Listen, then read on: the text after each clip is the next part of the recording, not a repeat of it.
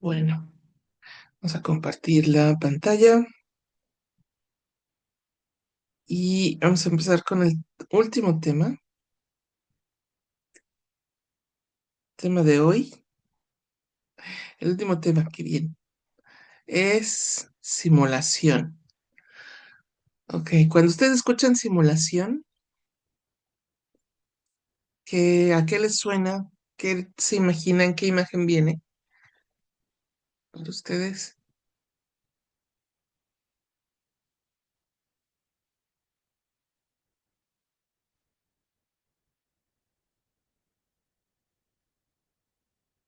¿Ninguna? ¿Nada? Bueno, ok. Entonces,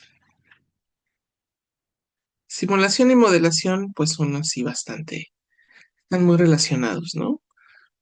Modelación, pues sería em, aplicar algunos métodos para analizar problemas complejos del mundo real para realizar predicciones sobre qué pasaría con distintas acciones. Entonces tenemos una situación real y a través del modelaje matemático construimos, y las matemáticas, construimos un modelo. ¿Ok? Ay, pues, está un poco chuequito. Entonces el ciclo de modelación puede ser, eh, tiene su parte, tenemos un, perdón, este está chueco, déjenme ver si encuentro. A ver. Voy a ver si de chiripa, rápidamente, encuentro el PowerPoint. No, el PDF. A ver, aquí está. Mm,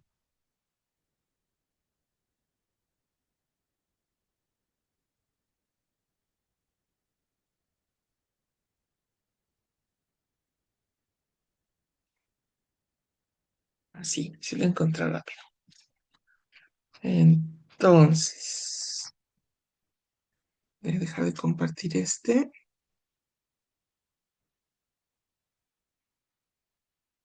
Y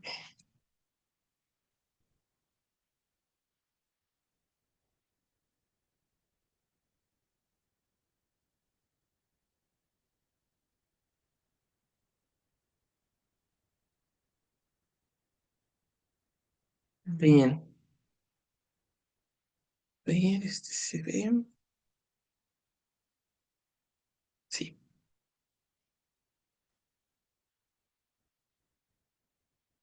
ok. Entonces tenemos una situación real,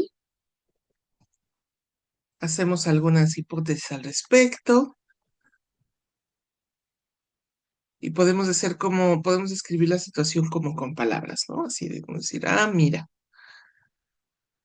pasa esto, luego hacemos un modelo matemático del orden sería más o menos así. Tenemos una situación real. Construimos un modelo que podemos decir, esto pasa así, esto pasa acá. Lo pasamos a un modelo matemático,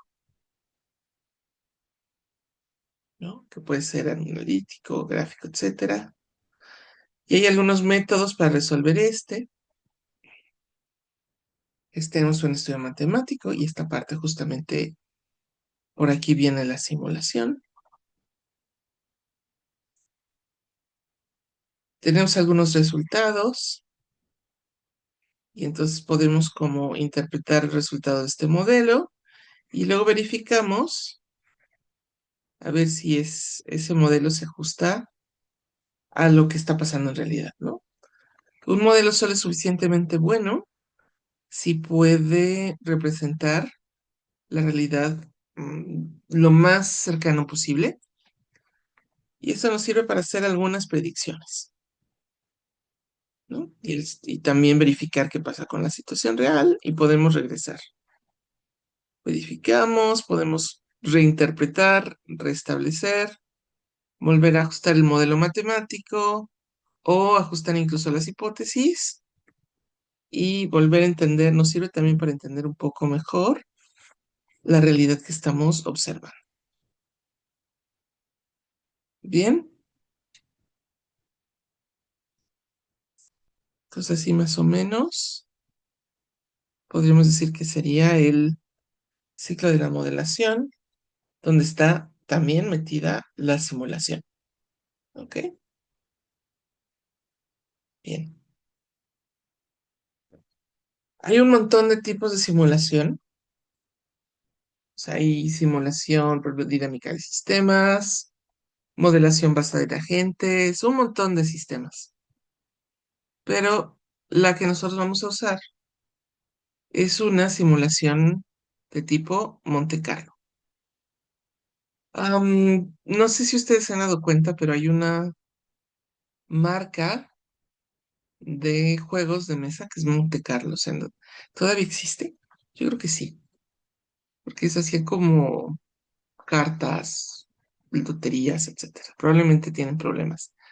Pero, ¿a qué nos referimos con Monte Carlo? Monte Carlo es un casino, ¿cierto?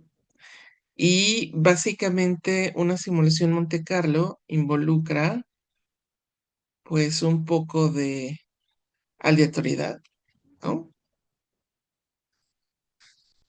Un fenómeno que tiene un grado de aleatoriedad y por tanto no es una simulación determinística, sino es probabilística, ¿ok?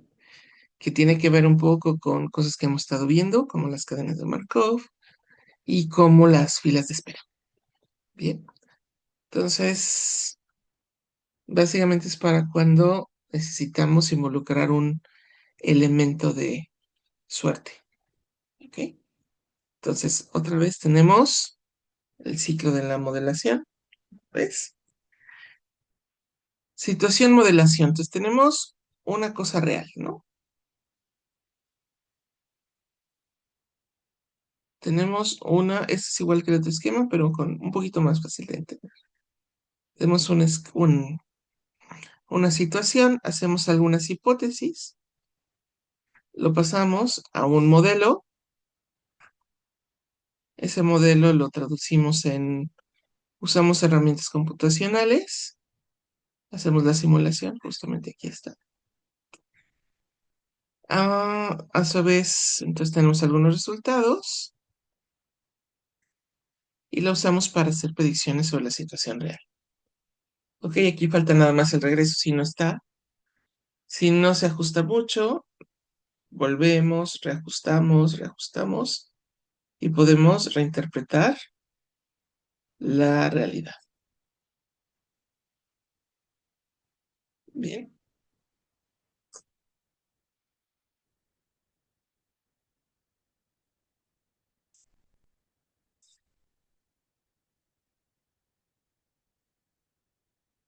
entonces la siguiente pregunta es, bueno, ¿y cuándo usamos la modelación o la simulación? Entonces hay algunas circunstancias que dicen, ¿sabes qué? En vez de hacer un prototipo, mejoras una modelación y ya está. De hecho, muchas veces los laboratorios, de hecho que ustedes llevan, ¿no? También tiene que ver un poco con crear modelos, aunque en este caso son modelos de escala, ¿no?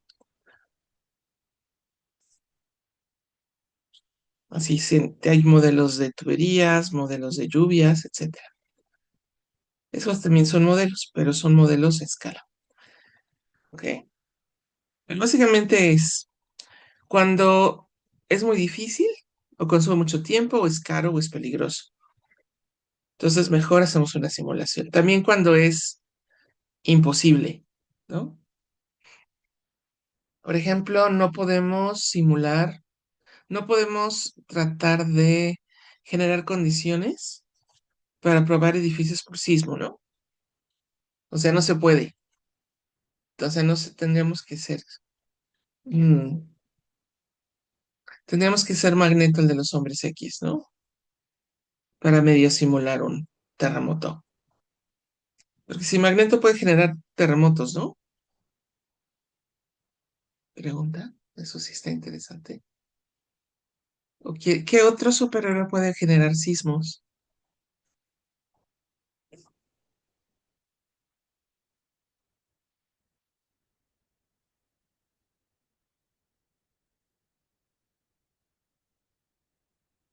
¿Algún otro? No sé. O por ejemplo, no podemos generar condiciones de clima para poderlo entender. Entonces, en ese tiempo, en esos casos también necesitamos un, una simulación. Modelos y simulación. ¿Qué otra cosa? Ciudades. Tampoco podemos crear ciudades y verificar condiciones, ¿no? También porque tendríamos mucho tiempo, entonces no se puede. Modelos de bombas nucleares tampoco. Entonces hay muchos casos donde tenemos que hacer modelos, modelos matemáticos, computacionales, en vez de, pues, crear un prototipo, ¿no? ¿Qué otros? Por ejemplo, cosas que llevan mucho tiempo, tampoco. Am, Fenómenos sociales, tampoco, ¿no? O sea, no vamos a crear. Antes sí se hacía, ahora se considera muy poco ético hacer algunos experimentos sociales, ¿no? Lo de Milgram, por ejemplo. Ya no podemos hacer un experimento del, ¿se llama? Del prisionero, por ejemplo. Ya no. Bien, bueno, vamos a seguir adelante. Entonces, si no es posible hacer un experimento, hacemos una simulación, ¿no? Como el efecto invernadero. El costo en dinero, tiempo o en peligro no se puede. Por ejemplo, reacciones nucleares. Otro es el sistema todavía no existe, ¿no? Y de hecho esto nosotros lo usamos bastante. Cuando usamos modelación por BIM, cuando usamos todos estos softwares de modelación para estructuras, pues son de sistemas que no existen, ¿no? Estamos en proceso de diseño. O cuando necesitamos probar varias alternativas, como fenómenos climáticos. Ok, ahora, ¿qué cosa es importante saber? Que una simulación también puede ser cara en términos de tiempo y de dinero, ¿no? O sea, no es como, sí, va a ser así. No, puede ser caro. También es importante saber que no podemos probar todas las alternativas de lo que puede pasar, ¿no? O sea, tenemos que tratar de simular todo lo que se pueda, ¿no? Así de, ¿qué pasa si ponemos un sismo así? Que, por ejemplo, ¿qué pasa si llueve de esta manera? Pero no podemos mm, probar todo. Siempre puede pasar cosas para los que no estamos preparados, ¿no? Pero podemos tratar de identificar, pues, buenas soluciones, no necesariamente todas. O luego pasa que la naturaleza tiene así el más, puede decirle el mal gusto de hacer cosas para las que no estamos tan preparados, ¿no? Así de buenos y, por ejemplo, ¿qué pasa si un día tenemos todos los edificios y un día llega un sismo con una frecuencia diferente y una intensidad mayor?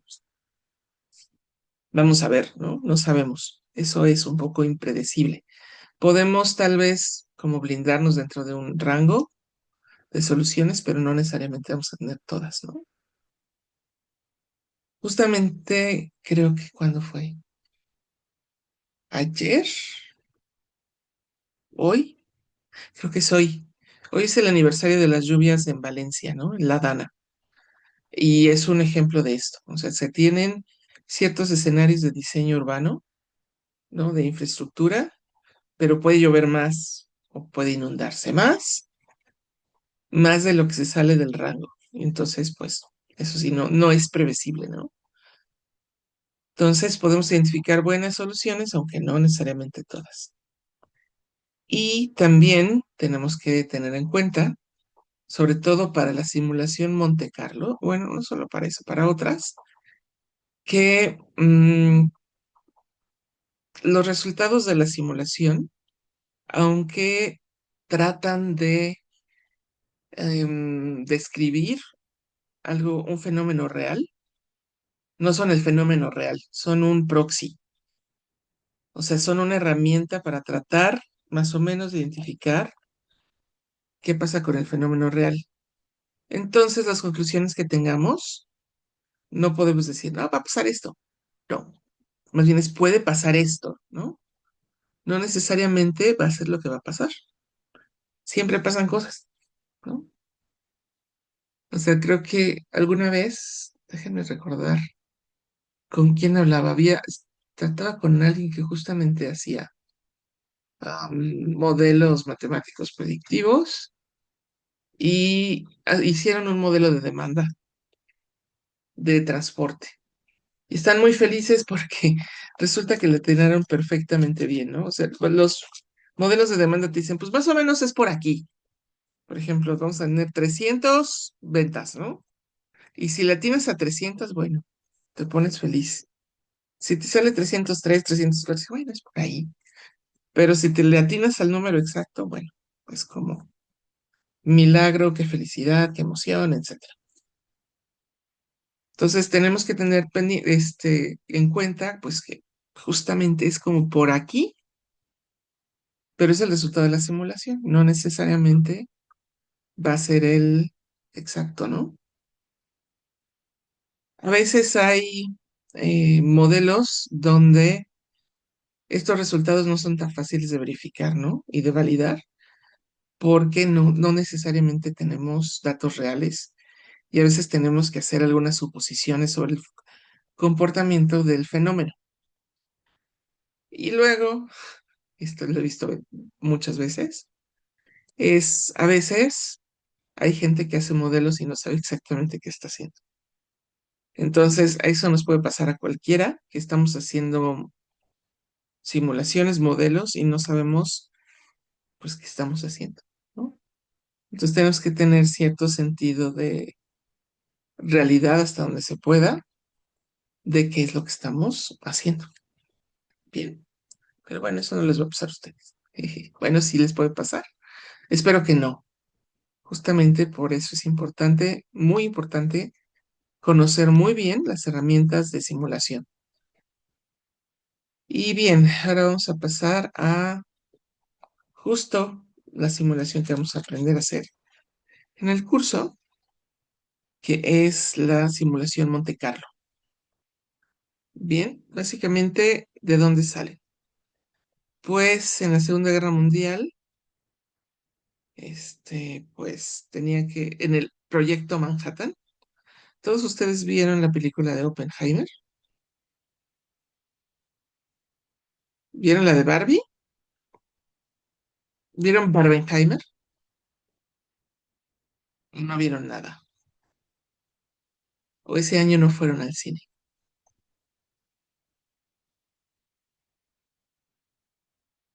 A la una, nadie. A las dos, Yo sí vi la de Oppenheimer.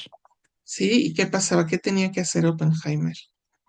Cuéntame, Julio. Pues reunió a varios científicos, ¿no? Para fabricar la bomba, Para diseñarla, ¿no? para diseñar la bomba, sí. Sí, exactamente, pero imagínate, tenía que diseñar, tenían muchas incertidumbres, ¿no? No sabían ni siquiera si iba a funcionar, no sabían, de hecho es parte de la tensión, ¿no? Que qué tal si nos volamos toda la atmósfera y matamos a todos, ¿no? ¿Se acuerdan? Y básicamente de los que estaban ahí metidos en el laboratorio de Los Álamos, por cierto, saben que es muy curioso, todavía funciona ese laboratorio, el de Los Álamos, ese que fundó Oppenheimer, es como una especie de, pues sí, laboratorio nacional, hacen simulaciones, es como de alta tecnología, es como el CIMBESTAF, pero mucho más rudo, ¿no? Entonces, básicamente, eh, lo que hacen es pues tienes idea de que puede ser un neutrón, pero si lo pones en grupo, como que tienes una idea, pero no estás seguro de que vayan a comportarse así. Entonces, ante tantas incertidumbres, desarrollaron este tipo de simulación que estaba ahí metida con von Neumann y Ulam, justo para tratar de diseñar las protecciones contra la radiación, ¿no? ¿Cómo vamos a hacer? No sabemos, pero pues tal vez si lo hacemos así, vamos a ver si funciona, ¿no? Y se pusieron a diseñar diferentes tipos de escenarios para encontrar, digamos, un rango donde las protecciones fueran medianamente útiles, ¿no? Y la simulación Monte Carlo básicamente se trata de justamente de tratar de agotar trayectorias de lo que puede pasar. ¿Ok? ¿Se acuerdan de el Doctor Strange en, en Endgame donde dice, veo cuánto? Veo 10.000 posibles futuros, ganamos en uno. Básicamente, todos esos futuros que ve el Doctor Strange son las diferentes trayectorias que puede tomar la realidad. ¿Ok? Y la simulación Monte Carlo es un poco así. Creamos metemos un grado de probabilidad, vemos todas las diferentes trayectorias que pueden pasar y tratamos de blindarnos ante ese intervalo de futuros, ¿no? Entonces ¿cuál es la ventaja? Pues es relativamente sencillo, es numérico, utilizamos probabilidades para tratar de generar futuros.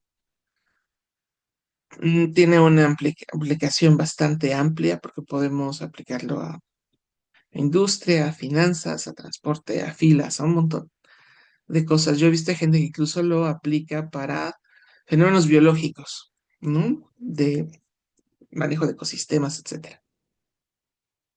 Entonces es la ventaja, pues que es directo y que pues no necesito un software demasiado sofisticado. Lo podemos hacer en Excel. Entonces, pues eso siempre es así que emoción. ¿Y cuál es el único problema? Que básicamente cada simulación nos va a dar como que un solo dato y no te da una solución exacta, sino que te da una nube de datos, ¿no? Los dije, todas las trayectorias posibles, bueno, no todas, pero sí muchas de lo que puede pasar. Entonces nos dice, mira, tu sistema se va a comportar en este intervalo. Entonces, más o menos, ¿no? Es muy probable que haga esto. Entonces, estate preparado para esto. Bien, entonces, el chiste es más o menos estar listo para una nube de puntos. ¿Cómo se ve? Pues se ve así, ¿no? Entonces, todas estas rayas son, pues, un posible futuro, puede ser. Entonces, el fenómeno que estamos viendo, por ejemplo, se puede ir por aquí, por acá, otro puede hacer esto. Y después de generar un montón de futuros, podríamos decir que más o menos, si yo estoy preparada para estas trayectorias, ¿no? Todo esto, podríamos decir que estamos bien. Ciertamente puede haber una trayectoria poco probable que se vaya por acá, ¿no? Pero esto sería poco probable.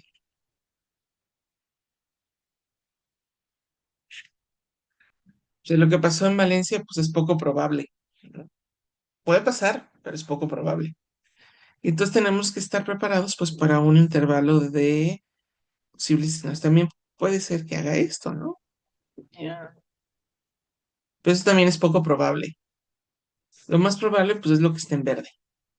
Entonces, con que estemos preparados para eso, pues podemos decir que es relativamente suficiente, ¿no? Ya si de repente hace algo más, bueno, pues ya. Eso pasó también en el 17, ¿no? O sea, se tenían más o menos preparados para sismos que venían de Guerrero con cierta vibración, pero llegó uno muy diferente. poco probable y pum, vale, se caen los edificios. Entonces, ¿qué cosas necesitamos para hacer simulaciones Monte Carlo? Necesitamos generar números aleatorios. Bien, pero números aleatorios con una distribución específica. ¿Ok? Y esa distribución tiene que ver pues con lo que estamos observando. Bien,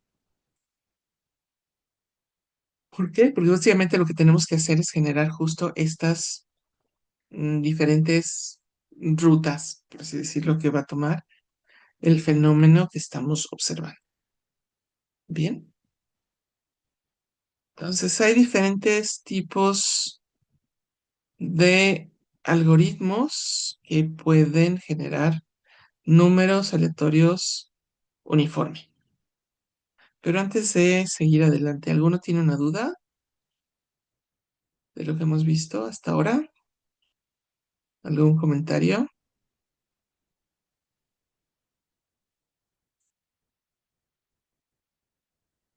Nadie a la una, nadie a las dos,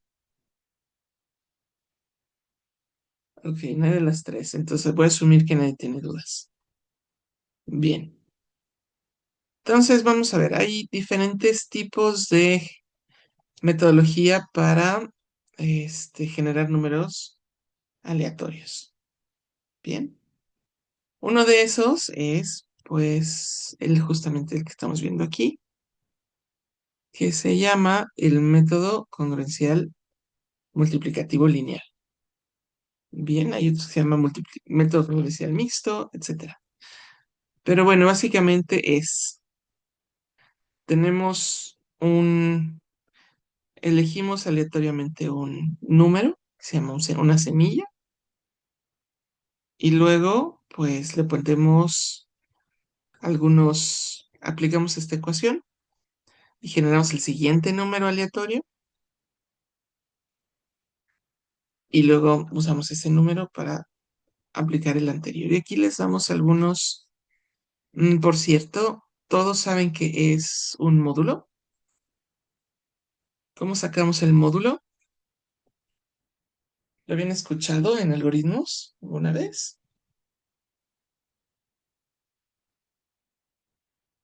¿Nadie? ¿A la una? ¿A las dos? Ok. El módulo básicamente es como el residuo de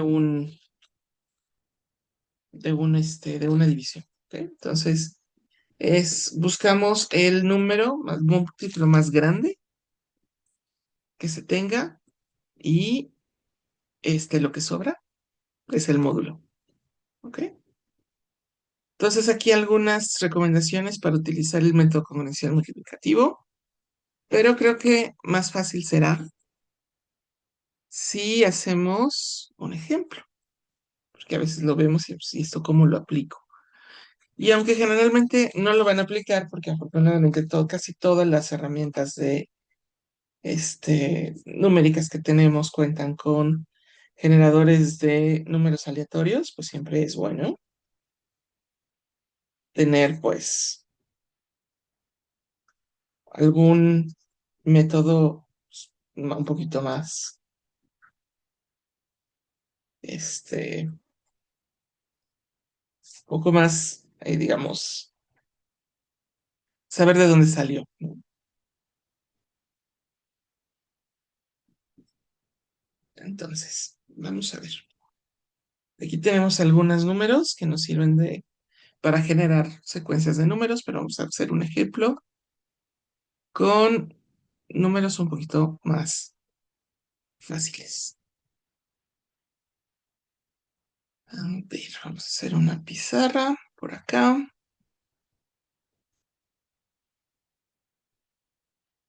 Y vamos a ver.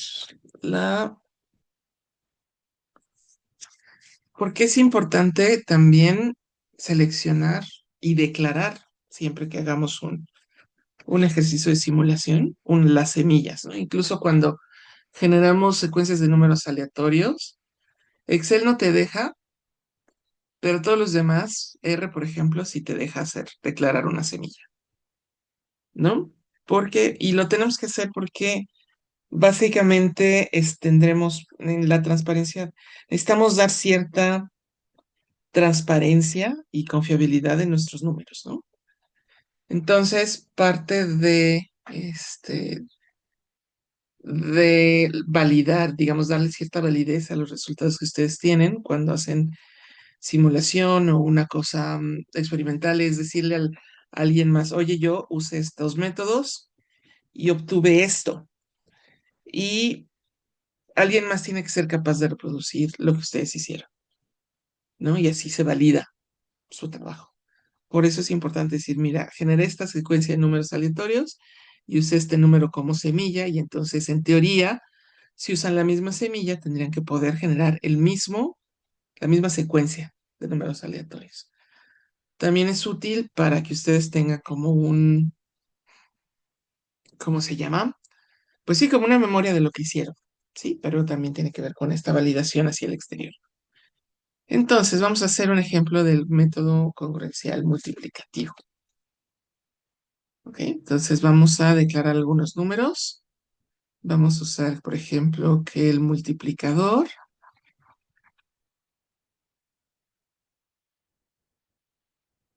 le voy a poner, no sé, 13. No, 7. No, sí, 13. Bien. Le vamos a poner que el incremento sea 3. Y el módulo, este es importante porque el módulo nos va a decir el intervalo de números que puede tomar. Le vamos a poner que queremos un módulo de 15. Y voy a poner una semilla x0 de 4. Ok. Y entonces a partir de este número tengo que generar el siguiente. Entonces x1, según la ecuación del método congruencial, sería el multiplicador, que usamos 13, por 4, más el incremento 3 módulo de 15. Vamos a ver. 13 por 4, ¿cuánto sería? Sería 52. ¿Sí? Sí. Más 3, 55 módulo de 15. Y entonces básicamente, ¿qué tenemos que hacer? Tenemos que buscar el número, el múltiplo más cercano de 15 a 55 de 15, que en este caso sería por 3, ¿no? Sería 45. Y vamos a usar el residuo. Entonces el residuo sería 10. Entonces ese sería el módulo. Entonces ya tenemos, el siguiente número es 10. Entonces vamos a generar el siguiente número. Vamos a ver, como aquí nos inventamos los números, tal vez no tengamos una secuencia muy buena para generar números, ¿no? 13 por 10 más 3 módulo 15. Entonces, 13 por 10 sería 133, ¿no? Módulo 15. Entonces, ¿qué número es el más cercano a 133 que sea múltiplo de 15? Pues en este caso debe ser... ese está interesante, porque el siguiente por 10 sería 150, por 9 sería 135, ¿no? Entonces sería por 8. Entonces 15 por 8 sería ¿qué? Em, 150 sería como 120, ¿no? Y entonces el residuo sería 13. Tenemos nuestro segundo número. El tercero sería 13 por 13 más 3 módulo 15. Entonces, 13 por 3, ¿cuánto sería?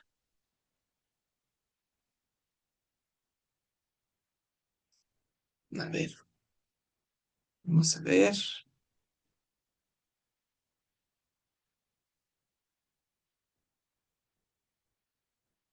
13 por 13, tenemos 169. ¿Ok? 169 más 3 módulo 15, que en este caso sería 172, ¿no? Módulo de 15. Entonces, 172 entre 15, el más cercano es 11, ¿sí? Que sería, aquí tenemos 15 por 11, sería que 165, y entonces la diferencia con 172, el residuo sería 12. Ok, vamos a calcular uno más. Tenemos 13 por 12 más 3 módulo 15. Entonces, 13 por 12 son 156 más 3. Tenemos 159. Entonces, este sería 159 módulo 15. Y esto es fácil, ¿no? Porque el más cercano sería 150, el residuo sería 9. Bien, y así podemos seguirnos calculando números aleatorios. Ahora, ¿cuáles? Dado que elegí un módulo 15, los posibles números que puedo tener en mi secuencia de números aleatorios sería del 0 al 14. ¿Ok? No puedo tener 17. Bien, entonces por eso es muy importante la selección de módulo. Si necesitamos de 0 a 100, pues entonces escogeríamos módulo 101. Bien, pero lo más fácil es justamente elegir, pues, para que sea una secuencia un poco más aleatoria y que tenga una cosa larga, pues lo más fácil es elegir justo los números que tenemos en la presentación. O sea,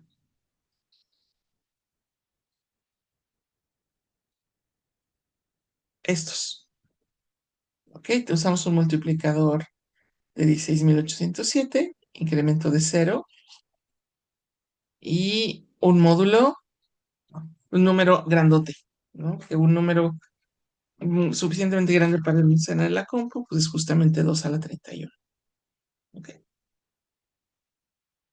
Bien. Menos uno. Sí. Entonces, en este caso podríamos generar números entre 0 hasta, ¿qué número es este? 2.147.483.647. ¿Vale? ¿Dudas de cómo utilizar el método congruencial multiplicativo lineal?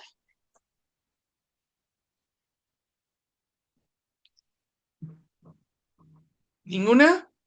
¿A la una? No, ninguna. Ok, gracias. A las dos y a las tres. Vamos a ver qué otro método tenemos por acá. Ay, qué chistoso. Ok. Vamos a ver un método más, aunque este método es un poco extraño. A ver, no está en la presentación, lo cual es curioso porque es un método como bastante sencillo.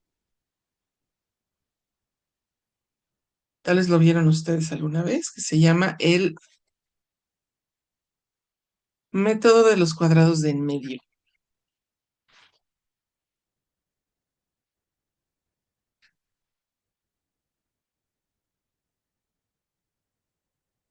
Tiene un nombre medio extraño, ¿no?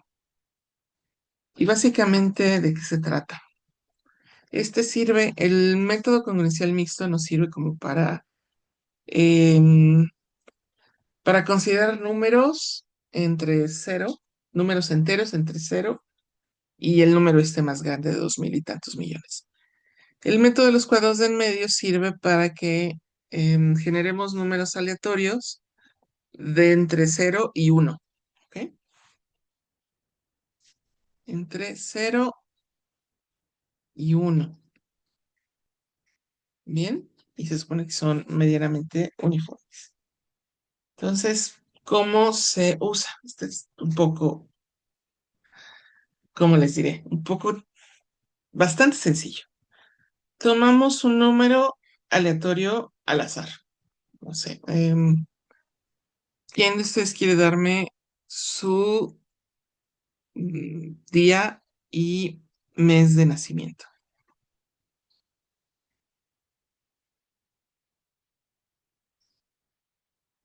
Ya sea que lo escriba o abran el micrófono.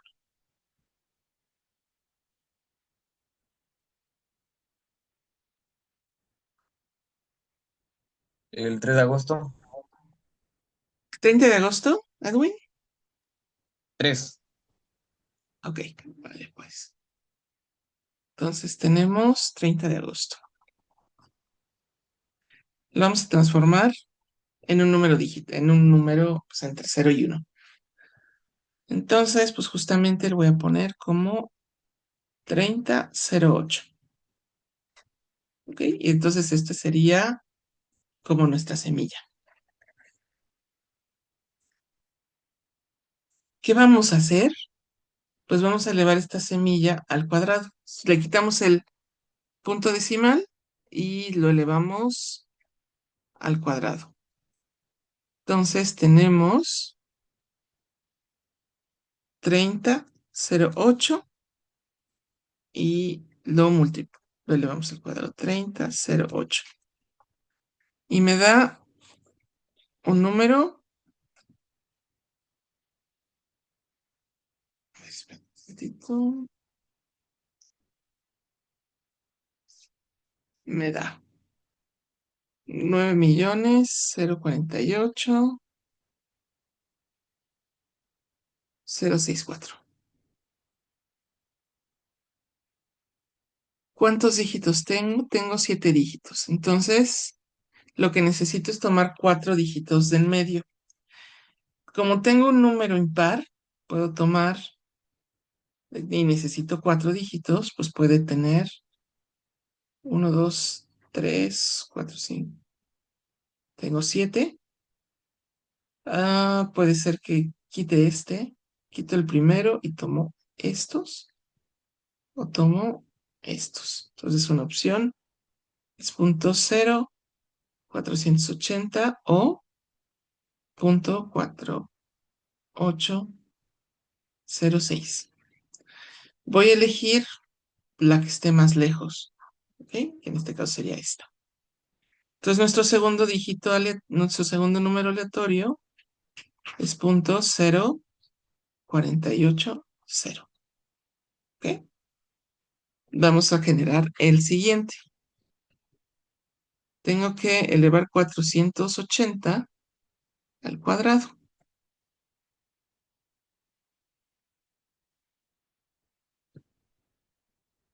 Y el número que tenemos es 230.400. Entonces, en este caso solo tenemos 6 dígitos. Entonces, este es fácil. Quitamos uno de enfrente y uno de atrás. Y entonces nuestro siguiente número aleatorio es punto 3040. Ok, vamos a generar otro número aleatorio, justo 3040 al cuadrado, y obtenemos 9000, perdón, 9.941.600. Y otra vez vamos a tener un número impar. Vamos a ver, las opciones son esta o esta. Ahora vamos a elegir, sería 2.2416 o punto 416. ¿Cuál está? Pueden elegir cualquiera de las dos, ¿eh? En realidad no importa tanto. Pero yo voy a elegir, por ejemplo, voy a elegir la de 4. 4160. Entonces vamos a elevar ese número al cuadrado. 4160 al cuadrado.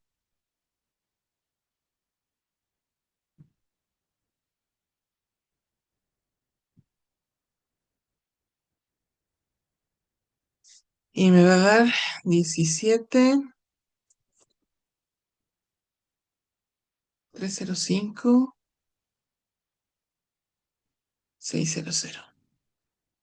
Y tenemos 8 dígitos, 2 de enfrente, 2 de atrás. Y nuestro siguiente número aleatorio sería punto 3056. Y voy a generar uno más, ¿no? Nada más, por diversión.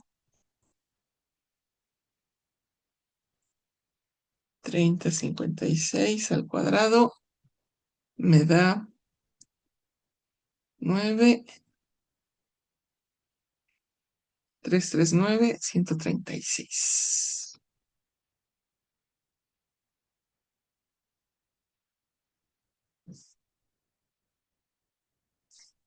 Y otra vez tenemos un número impar. Entonces puede ser esta. Ay, perdón.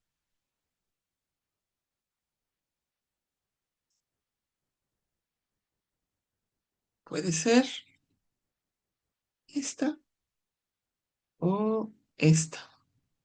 Son muy parecidos. Entonces voy a elegir punto 3913. Bien, ¿quieren que generemos uno más o ya está claro cómo se saca esto?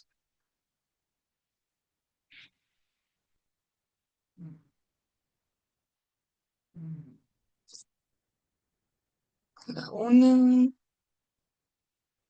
Dudas a la una. Dudas a las dos. Ok, entonces voy a asumir que no hay dudas y voy a detener la grabación.